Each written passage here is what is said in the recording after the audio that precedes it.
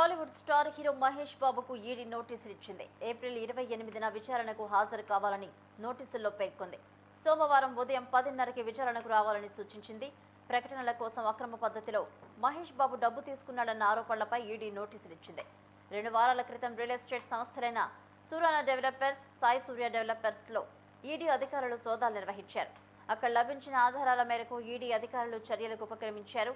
Real estate సంస్థ ప్రకటన కోసం మహేష్ బాబు 5,90,00,000 పారితోషికం తీసుకున్నారు. అయితే వాటిలో 3.4 కోట్ల రూపాయలు చెక్ రూపంలో తీసుకోగా మిగతా డబ్బు నగదు రూపంలో మహేష్ బాబు తీసుకున్నారు.